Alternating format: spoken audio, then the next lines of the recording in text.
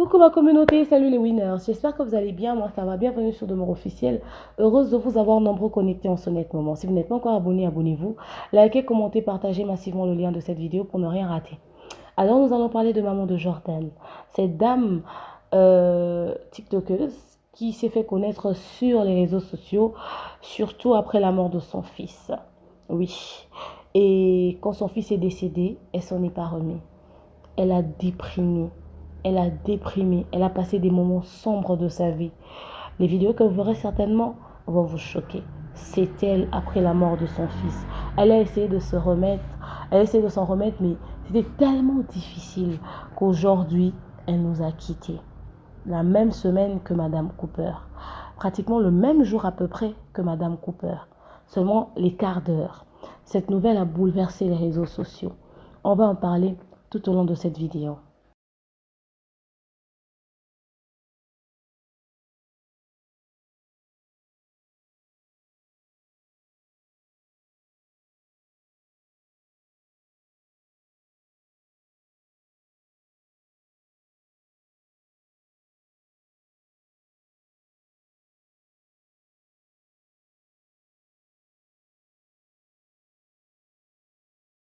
Vous excuserez ma voix, je suis aussi souffrante, je ne sais pas parler comme je parle d'habitude et tout, voilà, ma voix est vraiment hyper cassée. J'espère que ça va aller, que vous allez m'entendre, que vous allez comprendre ce que j'ai à vous partager. Je ne pouvais pas attendre que je me rétablisse pour que j'en parle, en fait. Je voulais qu'on en parle tout de suite, parce que nous sommes en plein mois de la femme. Nous sommes en plein mois de mars. Et ces femmes qui ont fait preuve de courage, de dynamisme, de force, ok. Surtout maman de Jordan, je vous parlerai brièvement de son histoire. Cette femme s'est battue, elle a tout fait, mais quand même, c'était plus fort qu'elle. Aujourd'hui, elle nous quitte. Alors, maman de Jordan, la maman d'un beau petit garçon. Ce petit garçon que vous voyez en image, beau, plein de vie. Il aimait jouer comme tous les petits garçons. Il tombe malade, sa mère le ramène rapidement à l'hôpital. Pour une histoire de transfusion sanguine, quelque chose de comme ça, et puis après l'affaire tourne mal, une erreur médicale s'est produite. L'erreur médicale se produit, elle est ivoirienne. L'erreur médicale se produit, elle appelle à l'aide. Elle a pleuré tous les larmes de son corps. Elle a pleuré son fils. Elle a demandé justice pour son fils, pour cette erreur médicale. Elle a demandé, elle a supplié le ciel, elle a demandé justice pour son fils. En tout cas, on n'a pas eu de suite du genre qui justice s'est rendue, tout ça, qu'on a soit arrêté les médecins ou quoi. Mais elle a pleuré. Elle s'en est jamais remise.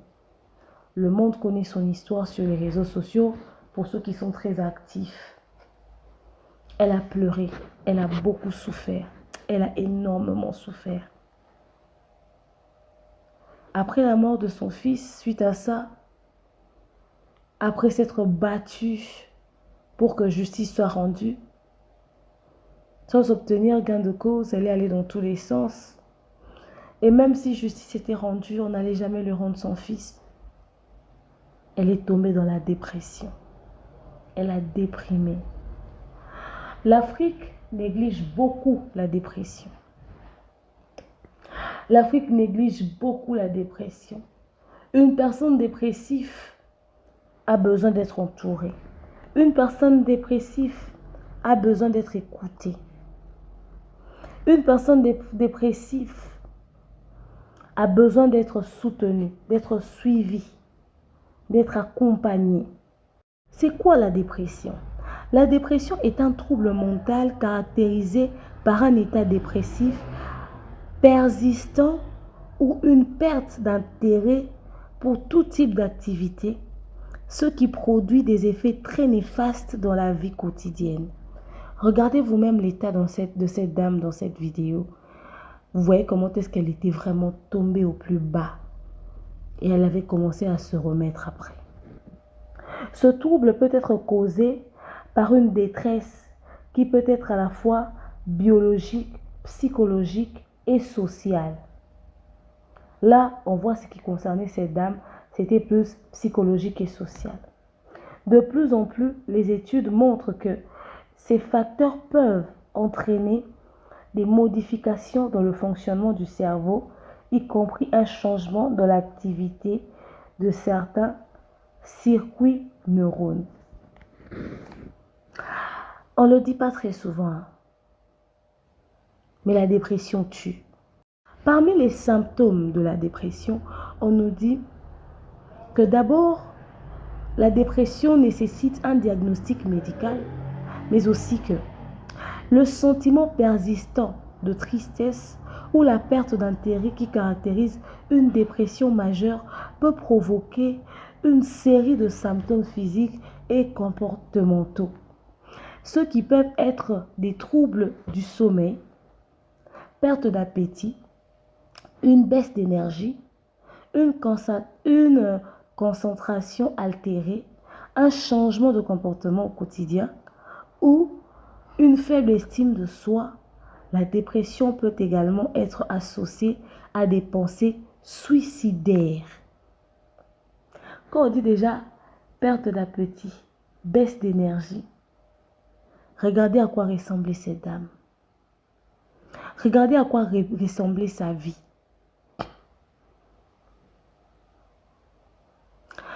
Il faudrait maintenant consulter un médecin pour que le médecin puisse déceler toutes ces choses. Il y a un traitement pour la prise des antidépresseurs. La base du traitement est généralement la prise de médicaments ou des séances de psychothérapie. De plus en plus, les études montrent que ces traitements peuvent réguler les modifications cérébrales associées à la dépression. Voilà pourquoi, quand vous voyez quelqu'un a un problème, on te dit non, s'il te plaît, arrête de pleurer, fais un effort, passe à autre chose. C'est parce qu'on sait que si tu restes focus sur ce problème, ça peut te mettre dans un état dépressif. Ça peut te mettre dans un état de dépression incroyable. Vous voyez des gens en route, tu as rencontré quelqu'un, tu dis mais je l'avais vue, elle a perdu du poids, elle ne ressemble plus à rien. Tu te dis peut-être qu'elle a atteint cette personne a atteint du sida. Peut-être que cette personne avait la tuberculose. Non, hein? La dépression peut faire ça. Cette femme a déprimé après la mort de son fils. Elle a déprimé. Surtout qu'en Afrique, avoir des bons psychothérapeutes pour te suivre vraiment, c'est très difficile et c'est un traitement très coûteux. En Afrique, on vient te dire, Yako, on te dit que tu dois être fort, mais on ne te dit pas comment faire pour te remettre sur pied. Et en général, dans la vie, quand tu perds quelqu'un, tout le monde vient t'assister. Quand le deuil est fini, tu vois les personnes partir one by one, un par un après l'autre, et tu te retrouves seul face à cette réalité. Et quand tu essaies de partir vers quelqu'un, on a deux fois cette attitude-là. Tu vois quelqu'un venir te voir, cette personne te parle de la même chose, elle te parle de la même chose. Tu vois mon fils, tu vois ma situation, tu vois mon problème. Tu commences à fuir cette personne, tu te dis, oh, elle aussi, elle exagère. Ah, à chaque fois qu'elle vient te voir, c'est toujours les mêmes choses. À chaque fois quand elle vient, c'est toujours, elle est tout le temps plaintive. Oh, tu vois ce qu'on m'avait fait, hein? Tu vois ce qui m'est arrivé. Non, moi je suis fatiguée d'entendre ça. Oh, ma chère, tu ne sais pas que c'est toute une thérapie. Une personne dépressive a 2 fois besoin d'évacuer tout ce qu'elle a en elle. Cette personne a besoin juste de sortir la douleur qu'elle ressent. Juste en parlant, en s'exprimant, se défouler aide beaucoup. Voilà pourquoi vous voyez qu'il y a des psychologues. Vous voyez que pendant l'entretien, le psychologue est assis, il te dit parle, je t'écoute. Parce qu'ils savent qu'en parlant déjà, tu te défoules, tu sors tout ce que tu as. Tu constateras que quand tu te mets à parler à un moment donné, tu exploses en larmes. Le médecin en face de toi te dit, vas-y, ne te retiens pas, pleure, sors tous les larmes de ton corps, je suis là. Il te donne même des papiers. Parce que c'est tout un traitement, ces larmes-là que tu sors. Deux fois, vous empêchez de pleurer parce que tu ne veux pas que les gens voient cette faiblesse que tu as.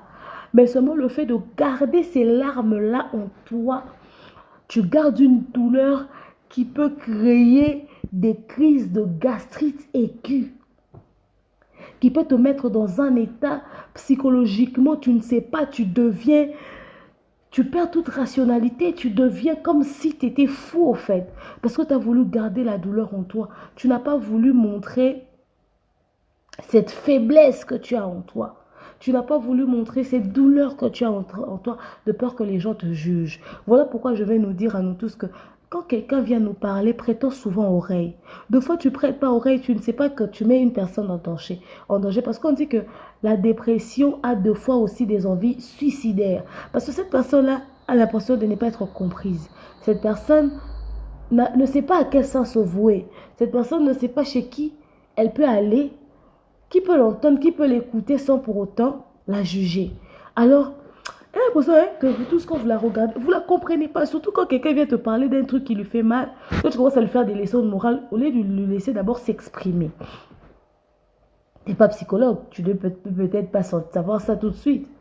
Mais elle, ça lui met dans un état, elle a envie de mettre fin à sa vie. Surtout quand ces personnes ont l'impression d'être incompris. La dépression tue. Ça tue énormément. Chez certaines personnes, ça tue à petit feu. Chez d'autres, ça emporte. Voilà pourquoi, quand quelqu'un perd un être cher ou quand quelqu'un traverse une situation difficile, si tu sens que ton ami a besoin de toi, sois là pour cet ami-là. Parce que tu ne sais pas. La dépression est très violente. C'est très dangereux. C'est vraiment... Je ne sais pas... Je ne sais pas des violences très dangereuses. Parce que c'est une dépression. C'est vraiment difficile. Alors cette femme a traversé tous ces moments sombres-là. Elle a traversé toute cette peine-là. Cette douleur, elle l'a ressentie. Au plus profond d'elle, elle a pleuré tous les larmes de son corps. Elle aimait tellement son fils. Quelqu'un peut venir te dire, tu pleures ton enfant, hein, mais tu peux avoir d'autres enfants. Ou encore, tu pleures ton enfant, hein, mais tu ne regardes pas qu'il y a d'autres enfants qui ont besoin de toi. Mais le problème, ce n'est peut-être pas d'avoir d'autres enfants. Le problème, c'est d'avoir tous ces enfants. Peut-être le problème, ce n'est pas d'avoir un autre enfant. Le problème, c'est peut-être cet enfant-là aussi compter. C'est difficile. Elle s'en est pas remise. Malgré qu'elle avait pris du poids, qu'elle essayait de faire les vidéos, qu'elle essayait de passer à autre chose, mais elle s'en était pas remise. Elle s'en était pas remise. Jusqu'à ce que cette douleur l'emporte. Jusqu'à ce que cette douleur l'emporte. Deux fois, les gens ne viennent pas forcément vous montrer ce qu'ils ressentent, ce qu'ils vivent dans le secret, de peur d'être jugés. Mais les gens vivent des moments sombres aussi. Les gens vivent des moments difficiles. Moi-même qui vous parle, il m'est arrivé de passer des moments, si je raconte ça ici, les gens vont dire, mais nous, on était où pendant ce temps? Vous étiez là. Mais seulement, de peur de subir le jugement des autres, on se dit, on préfère garder notre vie dans le secret.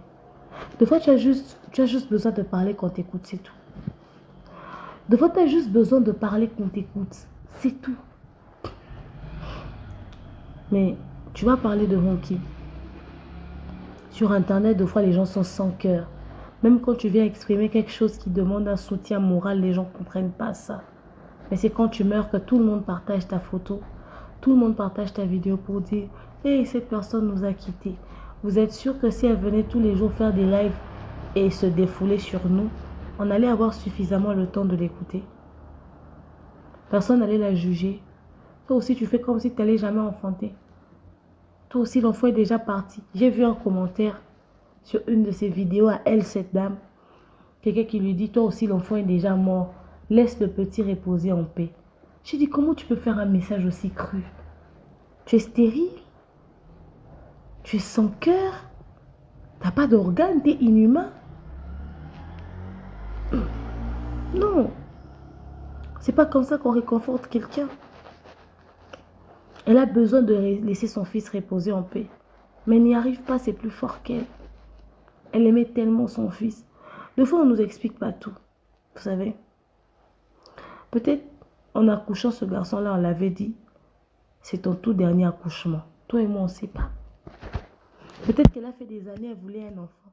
Elle n'avait jamais eu. Peut-être toi et moi, tu sais, on ne sait pas. Peut-être qu'elle se disait, c'est le seul enfant de ma vie.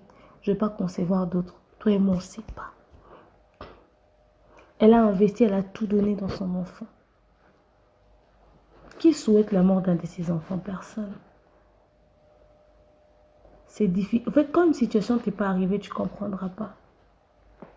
Mais tu n'as pas besoin de perdre un enfant pour connaître cette douleur-là. Il suffit d'avoir porté une grossesse 9 mois. D'avoir accouché. Pour comprendre que ça fait mal de perdre le fruit de tes entrailles. On ne te parle pas de n'importe quel enfant. Tu n'as pas perdu un enfant que tu avais pris en route que tu hébergeais. Tu as perdu le fruit de tes entrailles. C'est très difficile. Deux fois, certaines personnes sur les réseaux sociaux nous postent certaines vidéos. C'est une sonnette d'alarme. Ils nous appellent à l'aide. Elles nous appellent à dire, s'il vous plaît, j'ai besoin d'aide, écoutez-moi. Mais les gens sont deux fois égoïstes, sont deux fois méchants, sont deux fois durs. On te juge. Je nous invite à être un peu plus attentifs aux autres. Quand deux fois quelqu'un vient te partager, je vois des gens qui font des vidéos avec leurs enfants autistes sur TikTok. Tu vois quelqu'un me dit, toi aussi tu ne peux pas cacher ton enfant là. Tu ne sais pas quelle force elle donne à toutes ces mamans qui ont des enfants autistes. Pour dire, c'est l'enfant que Dieu t'a donné, prends soin de cet enfant. Il y a des enfants avec des malformations qu'on enferme dans certaines maisons. Parce que certains parents ont peur du regard extérieur, ont peur de sortir avec ces enfants-là dans la rue pour que les gens les jugent. Peut-être il y aura des personnes qui vont dire, ouais, toi, hein, vraiment, tu regardes l'enfant que tu as fait, c'est parce que tu es dans l'occultisme. Peut-être parce que tu as touché fétiche. Ou encore, genre, toi, vraiment, ton ventre a sorti un être comme ça. Le fait d'avoir peur du jugement extérieur, ces gens ça choisissent de garder leurs enfants. Alors, cette dame autiste donne de l'espoir et de la force à certaines mamans. Mais toi, tu viens lui dire, cache ton enfant. Elle assume, elle veut être fière. Elle veut donner à son enfant une vie normale. Les gens sont tellement mauvais dans les commentaires, tellement méchants, à insulter, à tacler. Vous ne savez pas ce que les gens vivent dans le secret. C'est pas parce que les gens ne vous postent pas les moments sombres de leur vie qu'ils ne traversent rien. Il faut choisir de vous poster le côté fort, le côté solide, le côté dur. Genre, on est des femmes battantes, mais on a aussi des faiblesses. Donc, on ne veut pas vous montrer de peur que vous puissiez prendre ça et vous mettre à critiquer, à insulter, à injurier, à rabaisser. Que la mort de cette femme redonne de la force à une femme qui a perdu son enfant aujourd'hui. Maman, ça fait mal. Mais la vie, c'est aussi important. Ton enfant va reposer en paix. Éternellement, tu ne vas jamais l'oublier. Prends courage, prends force. Ne déprime pas. Garde ta foi en Dieu, il ne t'abandonnera pas. Médite la parole de Dieu. Prie et intercède, cherche Dieu. Approche-toi davantage à Dieu. C'est lui le meilleur consolateur. Trouve ton refuge dans la parole de Dieu. Trouve ton refuge dans les choses de Dieu. Trouve ton refuge là-bas. C'est très important.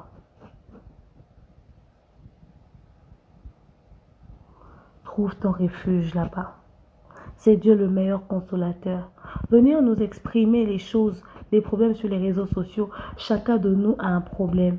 Personne ne portera le fardeau de tes problèmes comme toi-même. Personne ne portera ton souci comme toi-même sur les réseaux sociaux. Les gens sont prêts à rigoler, à se moquer de toi et tout. Très peu vont compatir, mais la compassion de l'humain a une limite. Des fois, les gens n'ont pas forcément besoin des cagnottes, des contributions. Les gens ont besoin seulement d'être soutenus, d'entendre cette phrase qui dit « Je suis avec toi, je te soutiens ». Mais le soutien de l'homme peut être peu face à ta douleur. Mais la consolation, la force, l'énergie redonnée par Dieu, par le Saint-Esprit, est plus fort que tout. À celle qui a perdu un être cher en ce moment, que ce soit papa, maman, enfant, retiens ce message. Trouve ta force, ta consolation, ton énergie, ton courage auprès de Dieu, auprès de la parole de Dieu. Peu importe ta croyance, moi je suis chrétien, je te demanderai de recourir à la Bible, cherche un pasteur, je ne sais pas. Mais il y a ceux qui sont de l'islam. Ce en quoi tu crois, accroche-toi. Le Dieu qui est dans le ciel, celui qui t'a créé, celui qui te donne le souffle de vie, ne va pas te laisser. Prends courage, prends de la force. Que son âme repose en paix. Ces erreurs médicales, ça arrive très souvent. Il y a beaucoup de cas comme ça. Il y a beaucoup de cas comme ça d'erreurs médicales qui ne sont jamais, n'est-ce pas, corrigées, genre où la justice n'est pas rendue, quoi. Il y en a beaucoup, il y a beaucoup de personnes qui ont subi des erreurs médicales, mais la justice n'est jamais rendue. Je pense l'année dernière, on a vu une publication d'un monsieur qui a fait plus de 30 ans dans le coma. Il était footballeur de, je sais pas moi, l'Afrique du Sud ou je sais pas quel pays. Il était dans le coma pendant plus de 30, plus de 50 ans. Il est décédé, finalement. Sa femme venait toujours lui rendre visite. C'était une erreur médicale. Les erreurs médicales sont souvent fréquentes. Moi, je te recommande cette stratégie, c'est par là que je finis. Ma grand-mère et ma mère nous ont enseigné quelque chose. Quand tu es malade et que tu vas à l'hôpital, excusez, je vous avais dit que ma voix n'est pas bonne. Quand tu es malade et que tu veux aller à l'hôpital, tu pries, tu dis, Seigneur, précède-moi. Dieu va avant moi. Comme ça, quand j'arriverai à l'hôpital, que tout puisse être contrôlé par toi. Que je ne tombe sur aucune erreur médicale. Que les médecins puissent trouver ce qu'il y a exactement et que les médecins me donnent les produits qu'il faudrait que je prenne exactement. Que je ne sois pas victime d'une erreur. Précède-moi. Et cette prière, je l'ai toujours fait à chaque fois que je me rends à l'hôpital, que ce soit pour moi ou pour mon enfant, pour son père. Je ne sais pas. Je fais toujours cette prière. Et nous tous, je pense que c'est quelque chose qui nous a été inculqué depuis qu'on grandissait. Seigneur, précède-moi. Prépare tout, gère tout, qu'il n'y ait pas d'erreur. Toi, le médecin par excellence, au-delà des produits qui seront donnés, touche exactement là où je suis souffrant que le médecin ne pourra même pas voir. Et tu verras que quand tu vas à l'hôpital, tout se passera bien. Alors nous devons nous aimer vivants. Ok? Nous devons nous soutenir, nous devons nous accompagner en tant que mère, en tant que femme, en tant qu'humain. Nous devons être là les uns pour les autres quand nous sommes en vie. Quand les gens sont en vie, c'est le moment de les soutenir. Il ne faudrait pas attendre que les gens meurent pour faire genre Yako, franchement, ah j'ai pitié, hein. Vraiment cette personne, non. On n'a pas besoin de ce genre de pitié quand les gens ne sont plus là. On a besoin de ce genre de pitié quand les gens sont en vie. C'est très important à savoir. Cette femme n'est plus, que sa situation, son histoire puisse être une leçon de vie et ça puisse être une force pour qui que ce soit. Likez nos vidéos, commentez, partagez quand nous sommes en vie. Abonnez-vous sur nos réseaux sociaux quand nous sommes en vie. La vie est très courte. Ces dames sont décédées. Je ne pense même pas qu'elles ont 40 ans. Les gens meurent très jeunes de nos jours. Alors accrochons-nous à Dieu. C'est lui la base et c'est le plus important. Et préparons-nous toujours parce que la vie est très courte et ces derniers temps, les temps sont mauvais. Prions, prions, prions et prenons la vie du bon côté. Soyons là les uns pour les autres. C'est le message que j'avais à nous passer. Que son âme repose en paix et force à vous tous. N'est-ce pas, toutes ces femmes, toutes ces mères et tous ces parents qui sont là pour leurs enfants. Que Dieu nous bénisse.